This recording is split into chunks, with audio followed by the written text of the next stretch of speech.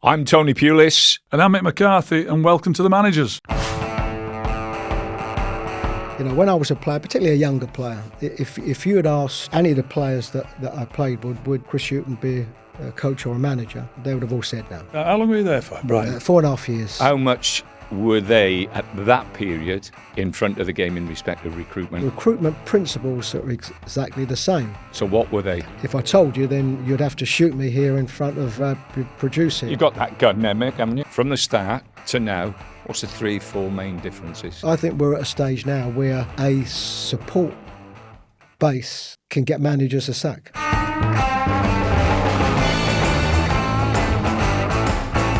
Right, Tone, our guest this week is one of the longest serving coaches in the modern game.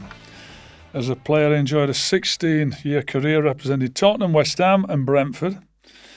After hanging up his boots, he moved straight into coaching and went to have a hugely successful spells in charge of Newcastle and Brighton.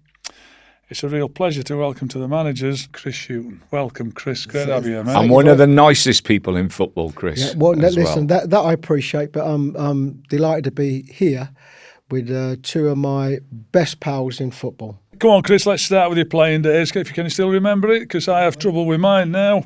You worked under some incredible managers. Keith Birkinshaw, Peter Shreves, Terry Venables, Billy Bonds, Johnny Giles. And of course, Big Jack Charlton. Some list of characters. What would you say the biggest influence on you? Biggest influence, I'm probably going to say two. One because of it's always about achievement. I know you want to grow as a player and as an individual, but it's also about achievement. My first manager was Keith Birkinshaw, and so I was a young, wide player. And between sort of Keith Birkinshaw and Peter Shreves, who was his assistant. Can I just ask, did he convince you to go to full-back then? Yes, he did. Go on, sorry. Did he tell you why? That's the biggest influence. That's where I'm heading. Right. I do apologise, Chris. But the circumstance was incredible. I'd always played as a left winger, right-footed left winger. We had a Southern Floodlit Junior youth team game. The left back got injured. Decided because they liked me, felt I might be able to do the job. Played at left back, and that was it. So played the whole of my career, although sometimes at right back, left back. So Peter Shreve would have been more instrumental in that, but he was obviously Keith's assist. So it wasn't the coaching; it was just in the moving of your position. It was a moving in position. Yeah. But then, of course, once I became established in reserve team football, and then of course the first team, Keith's influence took over, and it was very much for me at that time the way that Keith wanted to play. And if I look at some of the names that played in that team, particularly in midfield. Glenn Hoddle, Ozzy Ardiles, Mickey Hazard, Ricky Villa, who was very much a flair player. And it's now, when you look at the modern game and tactics and moving players around, it's hard to comprehend that at times we'd have Ricky, Ozzy and Glenn Hoddle all playing in that same midfield. Where was Steve then? Steve Perryman? Steve played at right back. He played at right back then, yeah. I think they'd be better off now. The way the game's played now, through midfield and playing to play all the midfield, it's played a lot differently to when you and I were playing. Yes, they played football, but the goalkeeper would kick it nearly every time from a goal kick. Very rare did he roll it to a centre half or anybody. The ball got kicked up the field and bypassed midfield. But like you say, whatever era they played in, they were going to be good players. Yes, they're going to be good players. I mean, certainly with Glenn now, I think Glenn would probably be a 10. Every week, mate, 10. 10 out of 10. 10 out of 10. but I think more bit obviously because of what he can do in the ball. As we know with Glenn, incredibly gifted player, right foot, left foot.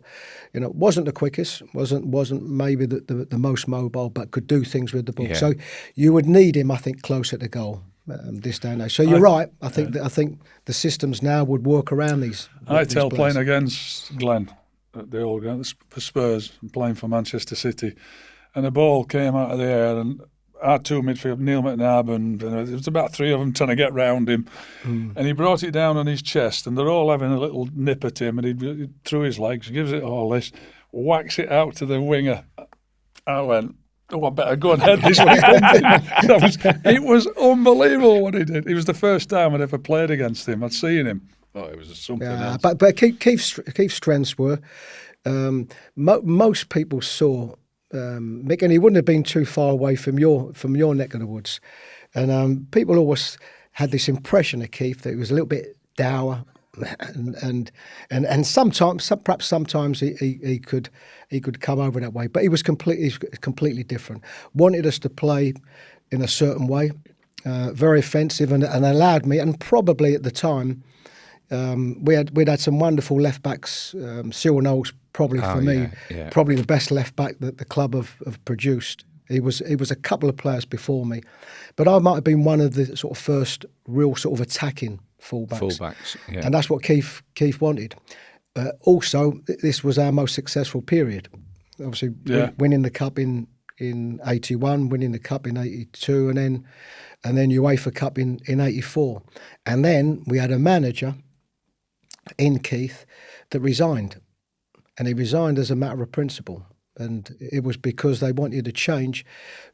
We all know, in particularly then, as the manager of the club, is you ran it, and you governed so much. Yeah. They wanted the new ownership wanted to take over, or have a say as such in the recruitment. And Keith that always goes well, doesn't it? So, and Keith said no. What was he like as a coach, or was it more man management? More man management. Peter Shreve was the coach. Was the coach, and Peter was very close to the players. Very gifted himself as a player. So he would have been if out of the two, very much Peter would have been the one that done. I don't know about the majority, but certainly done a good part of the coaching. Yes, yeah. Talking about good man management, right? So we both played under Jack. You know, we're not qualified for anything, had we? We'd near misses, and then we get there in 88 and 90. I mean, what was your reflection on him? I mean, because he was some of the things he did, you just wouldn't do, and how he said things to you. Before you touched that, you two worked with him. He did a talk at Stoke and rang me up I think he was doing the talk on the Thursday night or the Wednesday night. He rang me up and said, I'm staying at what hotel it was. Do you fancy breakfast? I'd never spoke to him before in my life. So I thought, oh, blimey. Yeah, what time are you going to be there, Jack? Well, I'll be there for 8 o'clock for breakfast. I sat and had breakfast, and he just had an aura about him.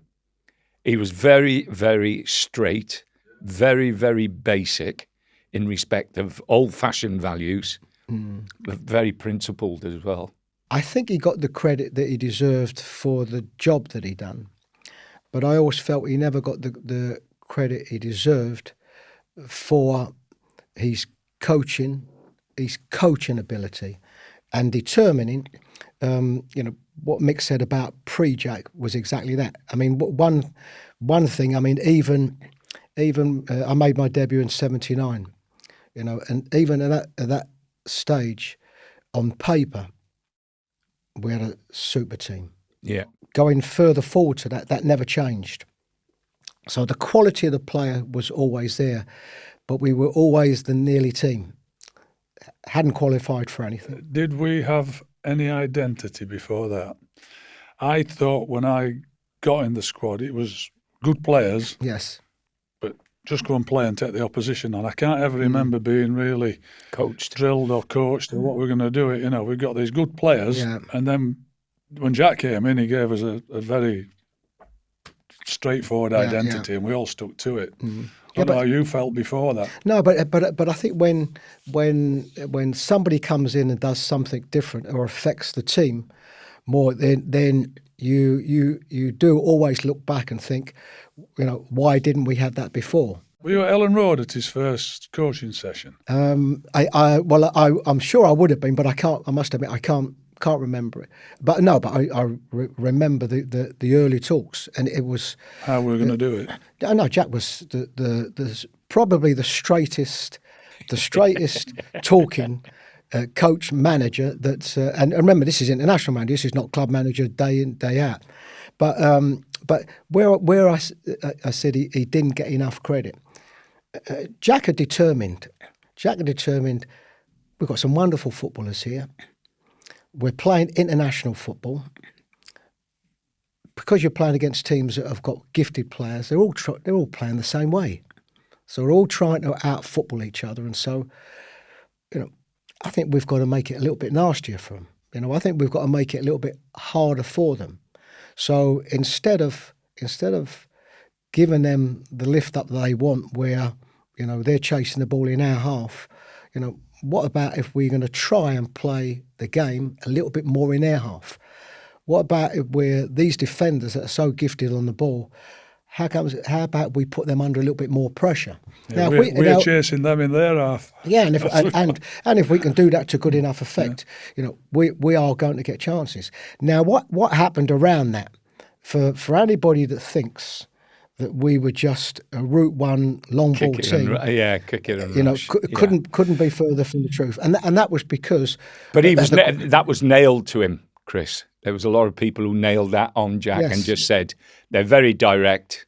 He just wants to play in the opposition half, get the ball there as quickly as possible, win the seconds, get it wide, get the ball in the box. That's what people thought. Yeah, but that's why I don't think Jack ever got enough credit for him. I'm talking about international level now with the Irish team, with him as a coach. And whenever anybody asks me, I always say, listen. Go and pull out a few of the games. Go and watch a few of the games. So listen, it's a little bit different when we played England in '88. I mean, they probably had 80% possession. So don't look at that one. No, not that one. But we can pull out a few. 88 and USSR at the time was arguably our best performance. So there are so many games. Well, you played that well. Yeah. We played really well. But that was the emphasis that we had was to put pressure on the opposition. So, like you say, he put an identity stamped. We went to Ellen and he says, "This is what we're going to do," and he nailed it because all these foreigners, as he just said, Jack at the time, foreigners, they all want to play out the back. They all think they're good players. Well, we're going to show them. So we're going to stick it in the corner. We'll get up after them. We'll chase it, or we'll get it in there. We'll have crosses in the box, but when they try and play out their fancy dance and all that, they think they're good for. We're going to hunt them down. We're going to nick it off them, and you know what we did. And we go to Iceland that pre-season tour, and we beat Iceland. It was Czechoslovakia at the time. We come home with the cup, and all of a sudden we've won 2 away games. It was amazing the belief it gave us, and from then on we went 88, 90, 94, all these competitions that we're playing in. And he just changed how it was all done. What was he like as a manager off the pitch, Chris? I know, he's brilliant. He was down to earth, very straight. One of the boys, because I think what Jack realised is that he'd been a player. He'd been top player, top player, been sort of part of that group. So he knew what it meant to the team to have that sort of relationship with the team. He knew.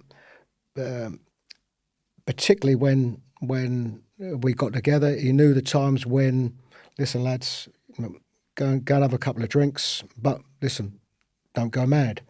So he knew them sort of boundaries. Yeah, he knew what made us tick, and ultimately, it's almost a little bit of a reward because probably that in that period under Jack, there weren't too many negatives. There weren't too many downs. We'd 10 done years. We'd done so well with him, and I think Jack also. I think there was a good part of Jack that not only it was about what he'd given us, he knew what we'd given him. Him as well. Yeah.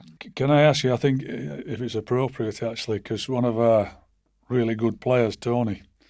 Yes. How is Tony? Tony Galvin, how is he?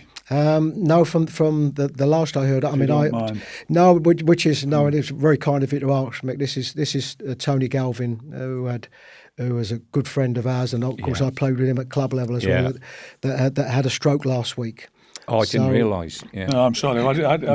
He's talking to you now that's bringing it all back, because yeah. we used to meet up. There was you and Tony Galvin when we'd been in the hotel and coming from Spurs, and for a long, long time. He was such a great player. I mean, I had a fabulous relationship with him best wishes because he played in front. The Spurs lads used to say he could cross it from the. You never think he's going to get a crossing in. Tony was. I've not met many players like that. You know, if Tony, like myself, very much a right-footed player, and if you put the ball down, and Tony, you've got to take a free kick with your right foot. Fine. If you'd ask Tony to take a free kick out wide with his left foot, or a corner with his left foot, he couldn't do it. He's not going to be great. You get Tony taking on a fullback, knocking that ball past him, having to wrap his foot around it, getting that ball in the box. Which is actually harder than doing the other thing. Which is harder than doing the other thing. And he would hit. He would hit the striker, the wide player, almost every time. Will you send him our love and best wishes to him and his family? No, please? I will do. I mean, we've got an ex-Spurs players, and Stevie's very much on top of that, Steve Perriman. So it was Steve that made us aware. And the chorus. I only got the message on our WhatsApp group yesterday, I think, was it? Yeah. So most of the info we're getting is from Tony's lads. So no, we'll certainly pass on your best. Please do. Yeah. I think we should. We're finished with your playing career now, because you had a much longer coaching career, hadn't you? After finishing your playing career at Brentford, you returned to Spurs, Tottenham as a coach, 1993. Had you always planned it, or was it accidental? Did you take your coaching badges first? What happened? Right. So I'll go for a few things here. So in a playing career, and I never mind speaking about this or saying this.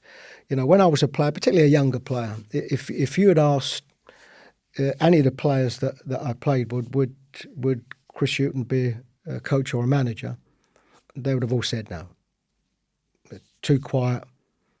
You know, when we had team meetings or so, you know, I'd be the one at the back. You know, never saying a word. Everybody else would be chirping. I'd be one of those ones that we criticise when you become a manager. Why are you not talking at the back? Yeah. If it's any consolation, Chris, Taff, Ian Evans, who you know. Yes, I know it well. Taff, yeah. He used to say that about George Graham. He never thought he would be. People I've spoken to said it about Harry. Yeah, never thought. Anyway, we're talking about you. Come on, tell us. Yeah, so no, I tell you, my sort of real interest was actually Steve Perriman. Steve Perriman used to run some soccer clubs, soccer schools, and I got involved in a little bit of that, sort of probably around about, 27, 28 years of age or so, and I enjoyed that. And so that's what got me thinking. I then took my prelim, of course, because in them days it was prelim and intermediate full badge. Full badge. So that I done.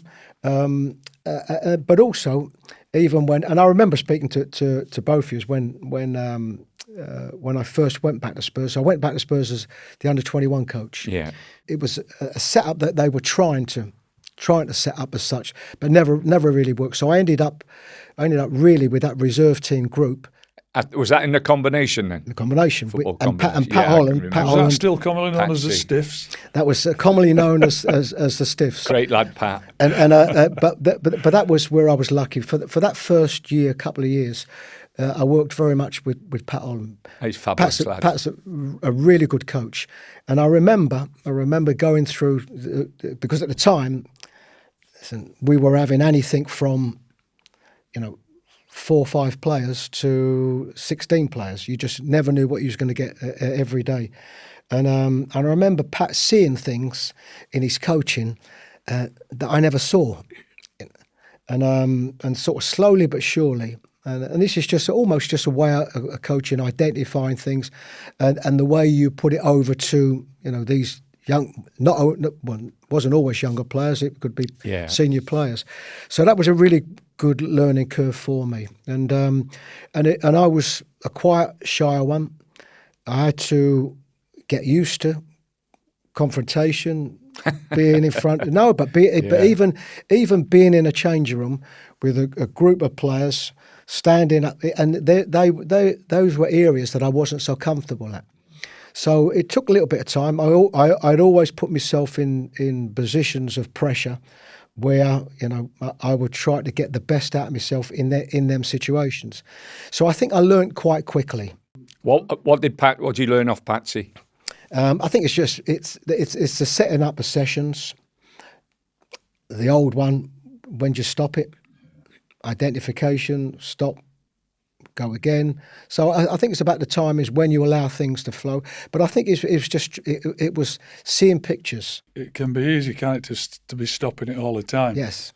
Is that what you're saying? Stop when you coach, you go, stop, and then the lads are going, stop, start. Stop, no, stop, stand still. That's I'm surprised nobody brought a record out. We're getting back to the full badge now. Stop, stand still. Yeah. So it. But it is to let it flow. You can still recognise it. And then go back to it. Actually, you got to learn that. I think, though, rather than stopping it every time. Just for the sake of it, and it's listen. Sometimes if you're right, if you're stopping it too much, then you're not allowing the flow. Everybody's getting annoyed with you. The other part is that sometimes you've got senior players there.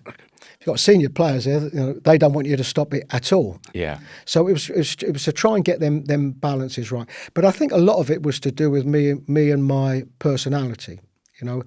As a player, although I had a good career, I wasn't what some would regard as a big personality. You weren't loud and gregarious, Chris. You quietly got your job. Yes, so done very well, by the way. No, that I appreciate, but so I think it took a little bit longer for me. I was showing the Island squad, and you'd be there, and we knew you were there, and you were a good player, but you weren't one of the ones that was seen and heard. That's what I'm saying about your personality. You did it quietly and did it well, but without you didn't have to be one of the gang. Yes. So with Patsy, was you're backing him up then? You're an assistant to Patsy. Yes. Would Patsy dig people out if he had to dig people out? Oh no, Patsy, yeah, absolutely. I mean, so did you learn that off him? Did you learn when to pick a fight, when to leave it alone, and very much so. But Patsy himself, he was from the old West Ham school, Johnny Lyle, and so he had a really good and talking of the game. Patsy was a great talker of the game, and apart from what I learned from him on the training pitch, it was just good being in his company. Yeah, and that's when. From character. From that stage, then the hard work. So, I mean, I remember speaking to both. I remember Gillingham and Tony would ring me up regular because I think Patsy might have gone then. Obviously, for any of these reserve team players, these younger players that were stepping up and perhaps could go out and loan. So then I learned about putting yourself about, making sure that you're going to games. Yeah, getting to know a lot of the coaches. Yeah, we've discussed this many times. And the networking part, it's an important part of it, but it's an enjoyable part. Yeah, because you're going to watch games, and you're there an hour before. And sometimes a chat. Well, sometimes a chat at an hour before and at half time, sometimes better than the game. Chris, you had to know, especially at Blackburn, was when to leave to get one of the pies at half time. No, I know. Seriously. We never went that far up, did we, Chris? I went there from Ipswich. It was unbelievable. Yeah, well, no, but I learned that you had it's to travel. Great, isn't it? It is great. And meeting all your it's a big part of the game. Mentors, I mean, it was. For us. Yeah, I mean, it's all changed now. I mean, my very, very good friend, I spoke to him yesterday. He was my chief scout at a few of the clubs I was at. A gentleman called Ewan Chester. Yeah. And Ewan still, would go to games, shirt and tie, and Dave Bowman's still doing it for knowledge of the game. Doing it at Oxford now. Yeah. He's been brilliant. Yeah, great with me.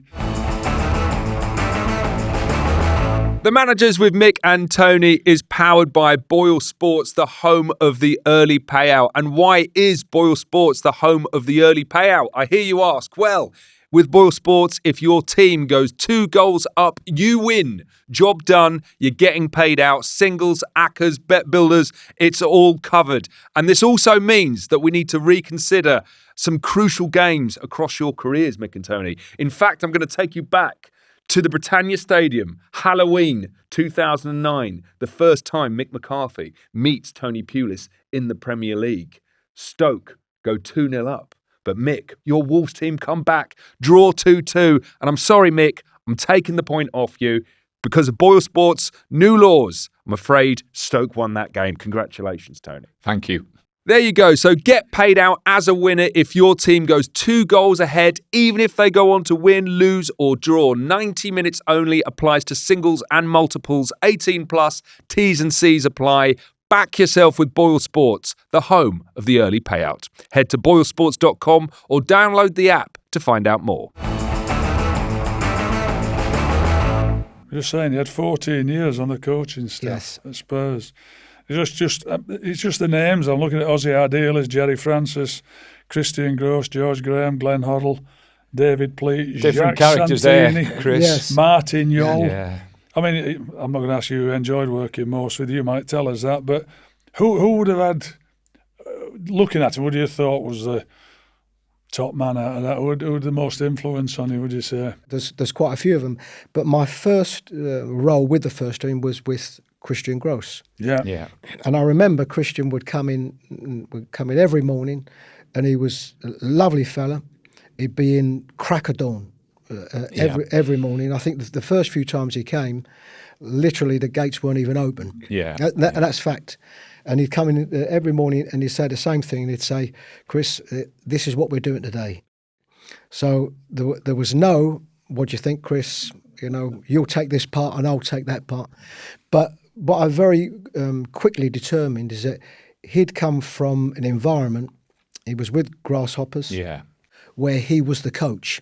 And that was the difference between, the manager and the coach. Yeah. So he took all the training. I was his assistant. But I learned a lot from him as regards the preparation of his daily work. Sessions and so. Yeah. So I learned a lot from him then, and I think probably it was a bit too early for him. It had a fairly big uprising at Grasshoppers, had done well, and I think that Spurs job came just too early, a little bit too early for him. But there was all different, obviously, with Glenn and John Gorman, and Glenn I'd known obviously playing with. So really enjoyed working with Glenn. Glenn was incredibly bright and used to get really excited by a formation. Yeah. So if he'd have all of his players fit, you could actually see him on the Thursday and Friday, really, excited about what might happen on the Saturday. Yeah. So really enthusiastic. Probably Martin Yole was the coach, the last coach I worked with, and the coach that I worked with the closest, because you left with him, didn't you? I left with him. And with Martin, in effect, there was myself and Martin with the first team. Yeah.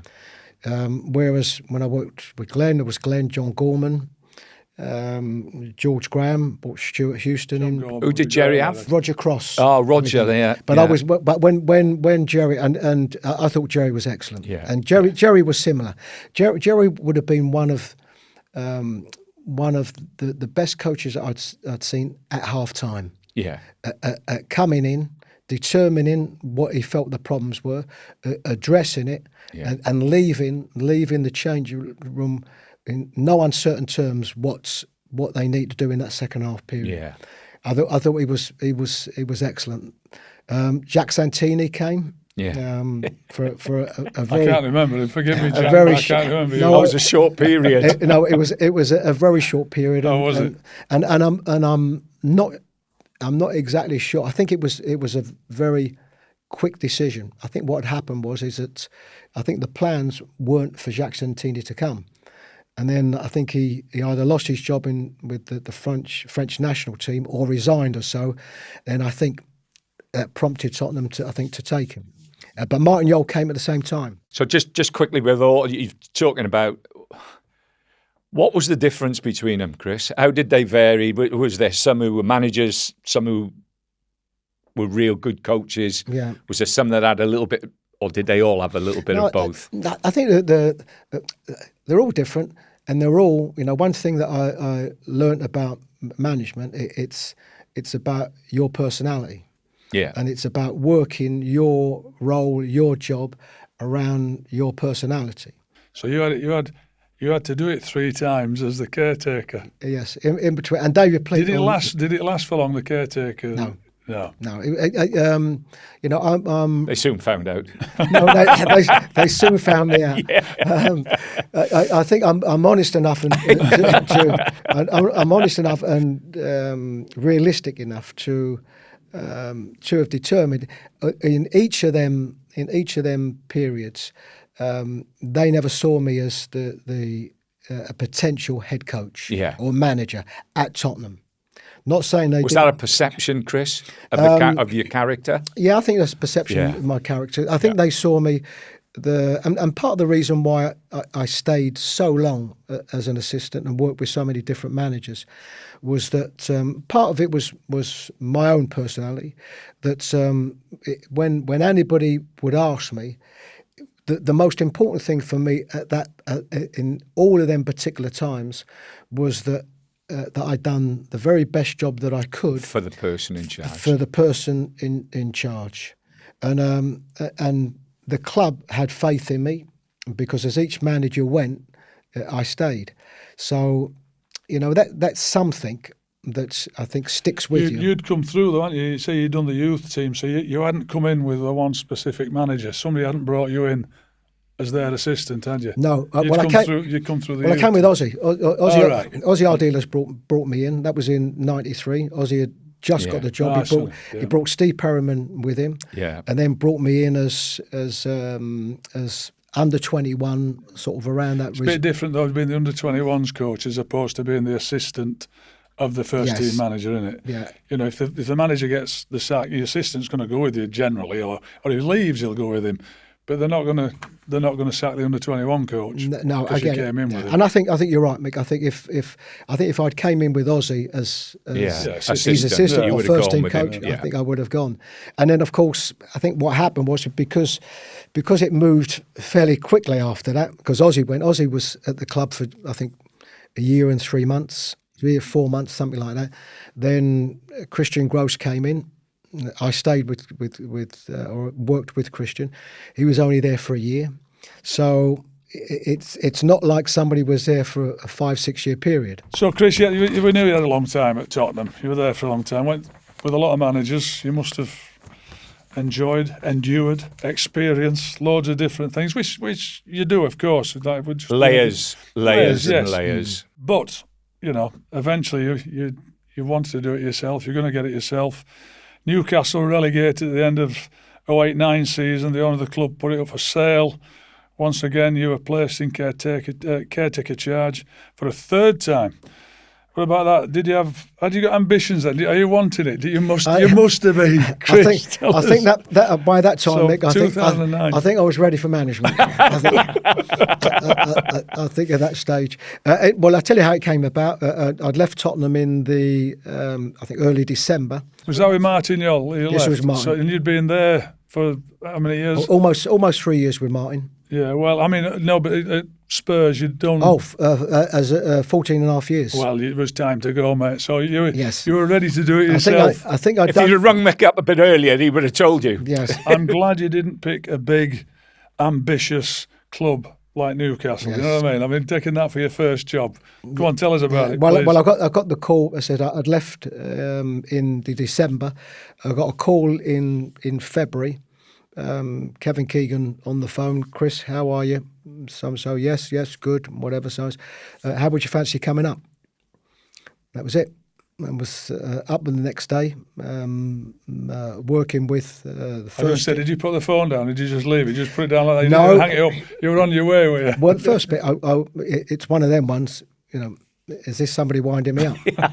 because although I'd played against Kevin and I'd sort of knew him, but not really that well. So I was surprised because there was no sort of warning or whatever that Kevin's going to ring you. And of course, in this game, it doesn't make you suspicious of anybody, does it? No, not in this game. Of course, no, it doesn't. No. So you were worried it might not be Kevin. Go on, tell us. So I was up the next day, and to work with Kevin, and the things that I'd heard about him, exactly true. Yeah. He's a great fella, isn't he? Great fella. Really good relationship with the players. Had such a good understanding with the players that he could, he could be winding them up during the week, or playing five-a-side with them during the week, and giving them a bollocking on a Saturday. On a Saturday, yeah. And he had such an aura about him, such respect, particularly with the senior players. So it was really great to work, and that for the rest of that season, we were very competitive in that division. Unfortunately, then it sort of fell apart for Kevin. Kevin resigned. So then we had a period where Joe Kinnear came in. So it was really sort of just to steady the ship. Then had been caretaker for, I think. Joe steadying the ship. Well, it was very much to steady the ship. And Joe. What, with the supporters as well? No, I know. But for a period of time, he did well. Yeah. But then, obviously, circumstances. But thinking about him now, as we always do, particularly the fact he's not with us anymore. But he had a heart attack. Had a heart attack was at a game at West Brom that morning. Had a heart attack in the hotel. So then it was a period of time where the club weren't quite sure what they were going to do. Then, of course, Alan Shearer came in for that last 6 games of the season, and the team got relegated. I then was caretaker again for that summer period, right the way through pre-season. Started well, and then they gave me the job. I absolutely loved it. You had some personalities, didn't you? I'm just looking at them in there. Andy Carroll, Kevin Nolan, Nicky Butt, Alan Smith, Peter Lovenkrantz, Jose Enrique. It must have been a challenge managing all them, wasn't it? Yeah. Well, actually, I bet. Well, you tell me. But when you get personalities like that, if you're getting going in the right direction, you're winning games. They'd be brilliant players to have with you. Well, I think what we had is and before that, we'd had a summer where it was really determined the ones that were going to stay and the ones that weren't. Yeah. And this is where a little bit of player power and that group as a team, the players themselves, which I knew about, the players themselves had a meeting in that pre-season. We'd done okay pre-season, but a lot of Newcastle supporters will remember we lost, I think it was 6-1 at Leyton Orient in that pre-season. And so the players themselves had a meeting. And what came out of that meeting was determined who are the ones that want to stay for the fight and the ones that didn't. And do you know who organised that meeting? Steve Harper. Steve Harper, yeah. Steve Harper was my keeper at the time. Yeah. Or Steve, I should say, Steve Harper was instrumental in it. Yeah. Remember, we had a core, and Kevin Nolan, who was my cat. We had so many strong personalities. So although I'm saying Steve Harper, it would have very much been a group. The group. Of them. Okay. And from that moment, it was all uphill. The quality that I had in there, as Mick alluded to, I think when you've got a group of the quality that you've got, when you're winning games, it looks after itself.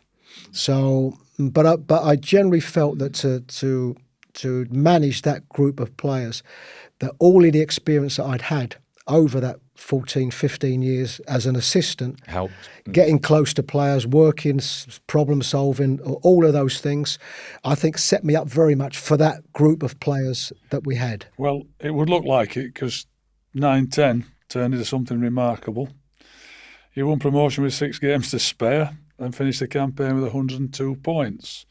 I mean, all those Easy, all Chris. those Easy. all those caretaker jogs, and then you come along with a cigar, Chris. Come on, that must have been amazing, especially at Newcastle, because I know what it's like being up in the northeast, playing, managing. It's just fabulous clubs. Yeah, well, it was my first managerial role. I can say that I not only just managing the club, but living up in the area. Yeah. So you can imagine at that time when you and I've heard a lot of coaches, chairmen speak about this. Is the difference to being maybe a struggling team in the Premier League or being a successful team in the Championship. Where you're having so many good days. So many wins, so many wins, so many good day feelings, so many good weekends, and we experienced that there. And there were some problems because when you've got a group like I had with the strong characters that I had, and there were some problems that I always had to deal with. They're management issues, aren't they? So we're going back. You're on the Managers podcast. There's the managing and the coaching of them. But you've got to manage them all. We've got to manage them all, and I can remember where we'd had one incident. This was a sort of a player incident, which we're all going to have to deal with. And I can remember something had leaked out, and I can remember one press conference where, and this was a real. We've spoke about management, but it's also dealing with the press, because remember all of those 15 years before. Yeah, you hadn't dealt with them. I hadn't had to deal with them, and I can remember one where they were trying to get this information out of me, and in the end, I think we had a room full of reporters, and in the end, I think 3 or 4 of them kept looking at this gentleman and saying, this reporter saying, "Why don't you just leave him?" Yeah. You're not going to get it out of him. So this was part and parcel of probably. So one of the players was dripping stuff to the press. No. This was an incident that had happened that as a coach and a manager you're trying to keep quiet. Well, you don't have to keep quiet now. You can tell us what it was. No, well, Chris, we're not paying all this money for you to sit in that chair to swerve up a conversation. Well, I was hoping that somebody would have released that in one of their books, and they never did. So I'm not going to be, but it was a big education for me, particularly with dealing with the press and management and the coach. And with the press, you've got 2 daily papers up there that are all. Obviously, Newcastle and Sunderland. But predominantly. Don't forget Newcastle. Borough. Yeah, but it's more in that neck of the woods. It's obviously more the 2. So it was a great learning curve for me. Just saying, you made a strong return to the Premier League. You think back about the games. Can you remember 6-0 against Villa, a 1-0 win at Arsenal, and then somebody's mentioned a 5-1 win over somebody else, but I'm not going to mention it because it's a very close to my heart. But I bet you don't have to buy many drinks, do you, up there in Newcastle? No. Not that you're a big drinker, but no. So you had a good start to it, anyway. No, we had for me a very good start. Who was chairman then, Chris? Was Ashley. He's still there. Yeah. He was still there, and so my contract was up at the end of the season, and negotiations were very, very slow. So I fairly sort of quickly determined that probably once results weren't going our way, he was going to change it. Yeah. That he was going to make a change. Well, you were sacked in December 2010 after a 3-1 defeat at West Brom. Had it been going so badly? No, we were 10th in the league up until then. So I'm thinking they had a good start, and by December. No, it would been a good start. And remember, this is a team that's gone down and then sort of come back up again. So all the teething problems. We hadn't done much in the summer going into that Premier League season. So for me, it was probably with the group of players. I think with the group of players that I had, it can go either way, and we were somewhere in the middle. So we were 10th in the division. You're saying, that group of players, those strong personalities, those good players. If you get that going the right way, and they're all with you, and they're all wanting to be a success, you can move mountains. Yes. If you have 2 or 3 of them, then they go, hold on a minute, I'm not sure about this. I don't want to be here. They can turn the others quite quickly. The big thing here. What was your relationship like with Mike? I didn't see Mike a lot. Mike actually came down to the training ground every now and again. Are you hoping this is in the book as well before you speak about it? This is no. Well, this is something that I think. Listen, we've all experiences, because if I'm looking at relationships you have, it's the most important relationship. Chris. Probably even as we speak now in modern day management, it's still perhaps the most important combinations that you can have and relationships that you can have. I mean, most of the day-to-day conversations would have been with Derek Lambias, who was the CEO at the time, and very much Mike's right-hand man. Yeah, very much so. But we'd probably been at a stage where the contract talks had stalled so much, and in fact, we hadn't even had so many contract meetings. Is that the gaps in between were so big. Chris, I know, and Tony knows. If you really are wanted by the club, by the owners, that contract is in front of you pretty quickly. Because if you are wanted, and other people might be wanted, they sort it out. If they're desperate to have you there, they get it done. Yeah. They make sure they get it done. And I was conscious of that because even at that stage, Colin Calderwood, who was my and all the press keep asking you then every press conference. Have you discussed your contract? Yeah. Oh, your contract's out the next year. Are you going to sign a new contract? They're talking about the press. They're the ones as well, and you keep having to go in press conference and go, well, we're having a chat about it. My agent's talking to him. I'm talking to. It gets difficult, doesn't it? But it becomes a problem. It becomes an issue. Yeah, but what I did have was that during that time, it was a difficult time for me. I'd lost Colin Calderwood, who was my assistant, and I remember Colin had been offered the job at Hibernian as manager, and he didn't really want to leave me. And I remember him coming to me, and I said, "Tony, take it, because I don't know how long I'm going to be here. You take." So in effect, certainly for that last period of my time there, my assistant was Paul Barron. And Paul Barron was my goalkeeping coach. He was my assistant. So the writing was on the wall. So I knew that as soon as we had a little bit of a dip, then potentially I would be gone. So was it a shock? No. For some people, they didn't expect it. And the decision was widely criticised. The fans protested. Yes. Yeah, and at the time, still, there was no drop off in. You just spoke about it, Mick. That when things maybe are not going so well, you might get 3 or 4. So the players were still at it. The players were still at it. The players were, I think, still 100%. I wasn't accusing them of it, but I'm just saying it can happen with that sort of a group of players. If it hadn't, then you're doing great. But never felt that. So, But one thing, Mick, even over the years, and obviously this was quite some time ago, still to this day, I have so many Newcastle supporters coming up to me and thanking me for the job. Did you have a feeling that someone else had the job, and it was just a matter of time? Yes. Yeah.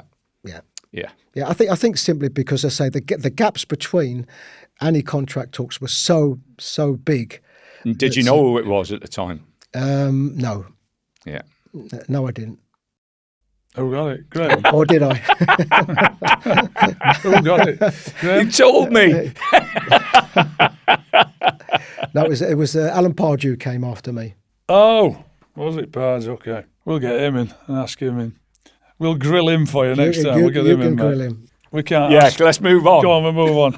We'll be embarrassing Tony now because he's his new MBF. After spells at Birmingham and Norwich, you joined Brighton. So we're not dismissing Birmingham and Norwich. So how did you do at Birmingham and Norwich? I loved it. Yeah, I'm going to say you did well at both places. Well, I'll go through them much very quick. But Birmingham, and we'll get through to Brighton where you really did well. It's difficult to quick here because I'm having such a good time with you. Where did it all go wrong for you, by the way? Go on, tell me. No, I loved it at Birmingham, but it's similar circumstances. The team had just gone down, got relegated, but won the League Cup. Obafemi Martin scored the goal against Arsenal. So Alex McLeish. Alex McLeish. Yeah. So I've gone to Birmingham, just gone down to the Championship. We lost a load of players in the summer, but we had a Europa Cup campaign, which was brilliant. Fabulous, yeah. Brilliant. And somebody told me that they, in some of the games we played abroad, we took huge crowds, and they heard songs. They heard songs that the Birmingham supporters hadn't sung for years. Years. Yeah. Brilliant. So I loved it, Mick, and it was the only club. I mean, listen, it's a precarious position that we're always in as managers, but that was the only club I left. And I spent 1 year there. Who was chairman then? The chairman was, I think we'll all remember, was Carson Young. Yeah. Who had obviously had problems, but I dealt with the, I think it was the chairman at the time, was his right-hand man, a gentleman called Peter Panu. Yeah, I can remember that. Yeah. But I was just left to get on with it. He'd be out of the country probably for 6 months of the year. We had a brilliant club secretary, Julia Shelton, that I dealt with on a day-to-day basis, and I loved it there, Mick. And we got to the playoffs. I think we finished in fifth place. Got to the playoffs and lost to Ollie's Blackpool team in the semi-finals. So I left there to go to Norwich. Norwich had 1 season in the Premier League. Yeah. And I had 2 years at Norwich. And what was that like? Very, very different. Yeah. If I look at the personnel in the team, personnel were done brilliant because there were still players playing in that team because they'd had consecutive promotions. Yeah. Yeah. So they still had players in that squad that had been playing in the first division and done well in that first division. Yeah. So first season done really well. Finished 11th in the Premier League, which was outstanding for that. Second season was tougher. What do you think about that though? So you see your first season you do well. I think the excitement of going up and all that, like the players have got the bit between the teeth and they go up, but it is tough. I know you finished 10th, but it is tough. It's almost like a second season syndrome. Yes, you've got to do it again, and actually, it's almost like beyond some of them to do it again.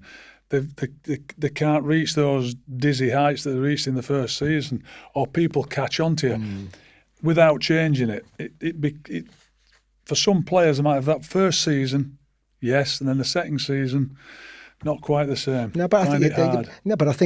It's a mental thing, because. Whenever anybody asks me about, so when you've got a team that, it's a bit like, Luton have got to promotion to the Premier League. Yeah. And I can tell you with 5 games to go, 6 games to go, 4 games to go, them players are still proper at it because still every game's a big game for them. But for maybe it's different for the lads that have been maybe played in the Premier League before. But for those, it's their first foray into the Premier League. They're giving everything. Yeah. So they're going to grounds, for the first time. And this might be, the late March or whatever. But of course, the next season, they've been there. They've been there. So first season's exciting. It's new. So they lose, but it's incredibly difficult to sort of quantify that because it's no different really. It's still the biggest stage. It's just that mental part of it that it's something that you've done before. Yeah, I had it when we went to Europe with Stoke. Europe became a bigger game than the Premier League game. Yeah. So every time we came back, we'd get beat. We'd play Thursday night away from home, come back, play in the Premier League on the Sunday. And we had a record of getting beat all the time. And I actually thought it was one of them where they were so excited going to Europe and playing in Europe. Premier League was almost, we've done this. Coming down, yeah. Yeah, so they were coming down on it. So I personally, after, looking at it, I really thought, the Premier League's our bread and butter, especially for Stoke at the time. This is the icing on the cake. But the difference, Chris, between the levels was unbelievable. It's interesting how it comes down to what we think is the mentality of it. Yes. It's how you're thinking, not how you're running, physical. It's that thought process of thinking, we're away in Europe, we're playing but even the supporters, the Premier League on Sunday. Even the supporters, like you're talking about Birmingham, there was thousands and thousands of Stoke supporters going away. We played Valencia away. I think we took 6,500 supporters. It was just unbelievable. But the next game was, more important for us as a football club because we were still building on the basis of us being a regular Premier League club. Yeah, but I think I think these players are lifted, by something different. For something different, and them individual bits, the things that they're going to remember. They are, because we all were. Yeah. Their only opportunity. So, and I agree. I think it's a mental thing, but that's something that's never going to change. Yeah. Anyway, we got to get onto your Brighton career because after Birmingham and Norwich, December 2014, with the club in the relegation zone, you went there and. The question says, what convinced you that it was the right opportunity? I know absolutely because it turned out to be, but, it was, wasn't it? You had a great time. How long were you there for, 4.5 years. Yeah, and you had a great time. Yeah. Talk to us about Brighton. No, I loved it. And the first, you kept them up first, didn't you?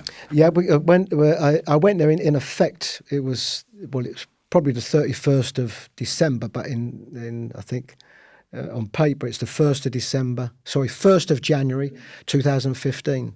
The team was in the bottom three of the championship.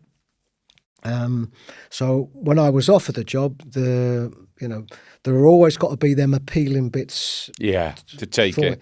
So one was, of course, the club, new stadium that they'd had been in for, I think, just for a few years. They moved out to the Wisden. Remember the Wisden? I've been down there a good few times. What's that, the old stadium? The old stadium. Oh, yeah. So this one's a fair bit better, I think we could say. But also, I've turned up at the training ground. It's the players, it's a squad, isn't it? And it's a fabulous training. Oh, I know, I've been there. Yeah. Even the first day walking in, what it felt like this don't feel like a club that's in the bottom three of the division. I think the recruitment that particular summer hadn't been the best. New manager, and they just couldn't get it going. So I was certainly always confident that I could improve things. Who did you follow, Chris? Sammy Hippier. Oh yeah. So it was Sammy's first role in management, and so I think it was just one of them ones. Mick, it just didn't happen for him, recruitment, and so. So for me, it was very much about setting some principles, making sure, of course, we stayed in the division, tried to improve the best way that we can, and trying to have a good summer recruitment. So the recruitment for me in that summer had to be about getting out of this division. You go on to recruitment. How much were they at that period, in front of the game in respect of recruitment, or did Tony Bloom, Paul Barber, did they leave that to you then, Chris, to bring the players in that you wanted? No, I think the structure was still the same. I think ahead of the game, I think that the experiences of recent Premier League summers and Januaries, I think have given them a lot of experience. So I think they're in a far better position. But the processes were still exactly the same then. It was just a different type of player. I mean, my going into that summer, what was important for me was just to have the right type of players that could get us out of this division. Yeah. So these were, maybe championship hardened players, your Steve Sidwells, your Liam Rossinias, players that, having a good group of players that could get us out of this division. Since then, very, very much the foreign angle has been something that's been far more prominent for them. Did that happen with you in your 4 years there? It happened in my 4 years, but certainly not to the level that it is now. Yeah. But the recruitment principles are exactly the same. And so what were they? Now, both of you asked me about the secret there, which if I told you, then you'd have to shoot me here in front of our producer. You got that gun, listen, Mick. But I never break confidences. It's the people I tell that break. But the simple thing is that there is a structure at the club. There is a way of recruitment as regards numbers and the way that the owner works. So what would happen in my time there would be, particularly the latter of my time there, is if I was after a particular player, Yes. then from the head of recruitment, I might be given, 10 left backs to look at. Yeah. So this would be And that's no different to what that's no different. we all do it. Yeah. No different. The difference would be is that them 10 players would have passed their numbers as such. Right, yeah. Yeah. And their requirements of that individual Position. that position. Just one question on that, with the numbers and everything else. How do they determine the characteristics of the player? No, and that's a good question. And I think probably the answer is you can't. But would that not come into the 10 players that you've got? You get those on numbers. Surely you would then look into them a lot closer and watch them and you can get the characteristics of a player from how he plays, but then how he wants to be in the dressing room. Do you then inquire? Yes. Do you go through inquiries asking other people who know them, players, managers, which we've spoke about? Yeah. We do So a lot. what would happen is for each player, so this probably wouldn't be at the initial stage because there are so many players. But what would happen is that once it got to a certain point where Down to 3. An example, or maybe more, it would be maybe 6 players. I would then be given a dossier. Yeah. So this dossier would incorporate some of the things that you've spoken about: personality, what he does in the media. In this day and age, They can find out everything. Yeah. very much, what's the media and social media and so no. As regards that side, they would be very, very thorough. What we are aware of is that you never know somebody properly until he comes through the door. It's like being married. You don't know him until you marry him, Chris. So with that, my big thing always with picking players was their character. So I'd go and watch them. I'd talk to everybody I could, the players that they were playing with, try and find out what they like, what they weren't like. But I'd go and watch them twice away from home because I always thought I could see the character of the player better away from home, again, especially against tougher teams, than what I could at home. So I'd always, that character, I think I used to always say the players at all the levels I managed, a lot of the ones we were in the market for, and we weren't a top 6 team or whatever, they were very similar. The thing that could make the difference for me was bringing a person in who had a real good character. So they would buy in to what I wanted and what the club wanted and what the group of players wanted. And I got it wrong, and we do millions of times. But that character, people, I can remember Milan Mandridge once saying to me, well, how do you pick players? And I used to say, character. Mm. And that's what I wanted. I wanted those, because I honestly thought, Chris, most of them were, there's a little bit of difference, but if you've got someone who's prepared to get better and get better within a framework, a team framework. If you've got good players with good character, then you've got a chance. No, I think you've got a chance. But I mean, there's no doubt, particularly the top clubs now. Remember, so this is you personally doing it. Some of these clubs now, they have a team of people, and social media is such a big thing now. You could almost tell a person's character by social media. By their social media. That's interesting. Oh, you can. I mean, I'm not on social media, so. I know I've looked for you. And I've got a feeling I don't even know how to use my phone. I've got a feeling you're not either. Deb's look for you. Yeah, I don't know how to use my phone. Really. You won't find either of us two on it either.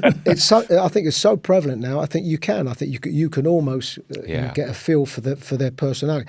But these clubs now, they have such big teams of individuals. Yeah. Well, it's so important now. And they invest so much money. Yes. Are you surprised how well Brighton have done? Yes.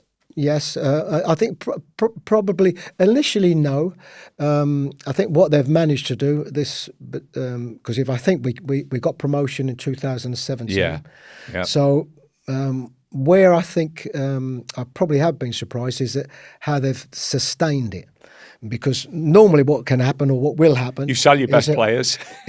Well, particularly when you're a club that are going to sell their best players, you're going to have that one bad season, which, although they've had some dips, they haven't really had that bad season. And even at a time now where they started the season, probably hadn't, if I look at for the first time, they'd actually brought some players in.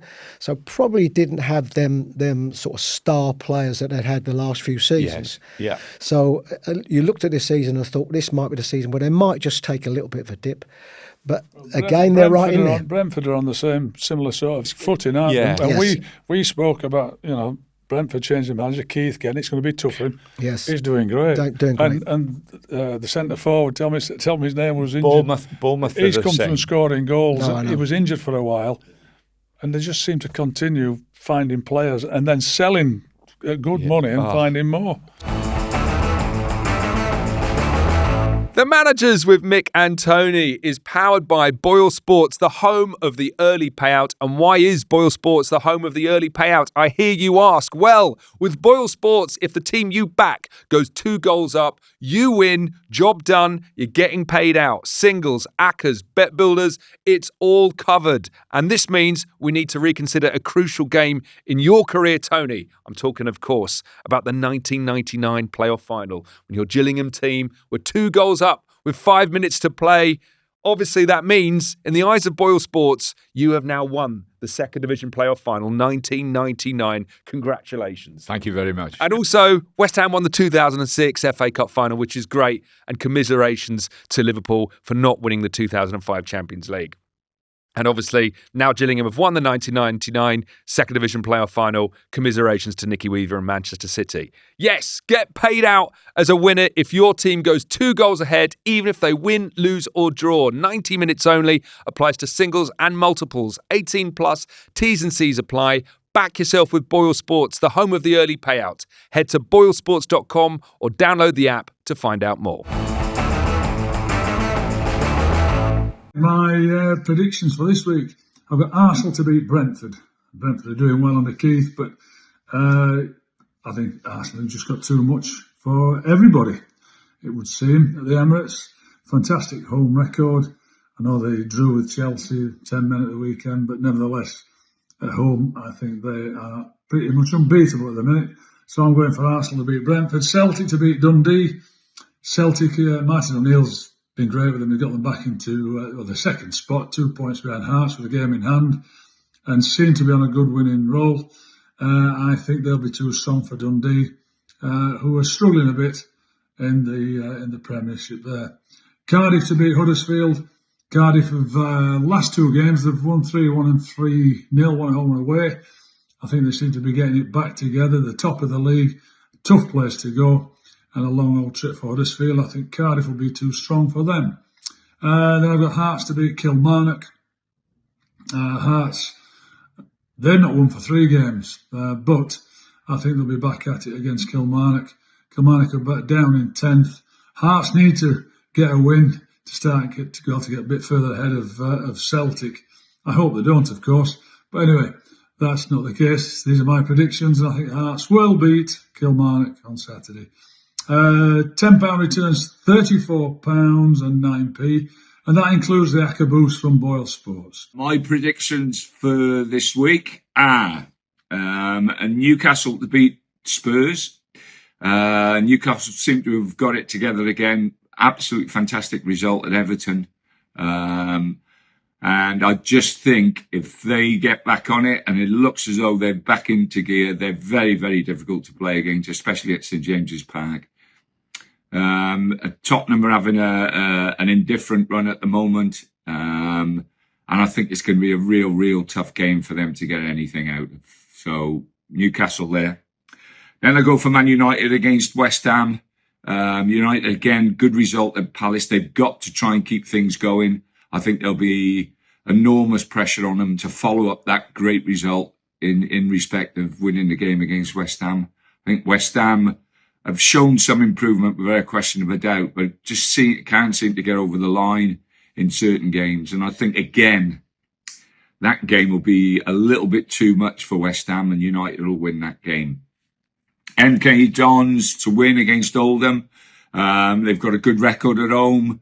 I think they're a good side. I think they'll have just too much for Oldham. And again, home advantage, I think, will count. And my final one, which will irk Mick so much because he's been backing Coventry all the time. That's been his banker. I'm actually going for Ipswich to beat Coventry at Portman Road on Saturday. I know it's a big shout, a big call, but I've just got this feeling that Ipswich will win that game. What reason? It's just in me that I think that it's going to be a massive game, great atmosphere. I think Ipswich and obviously Coventry will be up for it, but I think Ipswich will be really on it. And I fancy him just to get over the line for that game. £10 returns £91 and 12p, including the Acca Boost from BOYLE Sports. So, Chris, from the start, a million years ago, to now, what's the 3-4 main differences in respect of the game? Cool. I think there's a way of, I think for a way of playing. I think the game has changed more in the last 3-4 years than it had changed for some 10-15 years before that. In a way of playing, expectation of a way of playing, a support basis, involvement in a way of playing, how they now have a say. Perceive it. I think we're at a stage now where a support base, a support group, a club support group can get managers a sack. Oh yeah, 100%. Because of their thoughts on how the game should be played. The game should be played and how their team are playing in relation to that. So I think that's the biggest change. I think we have seen coaches that have persisted playing in a way, even when things are not going well, even when results are not going well, and the alarm bells are ringing, and it's almost that a way of playing has become more important to them than the results. Yeah.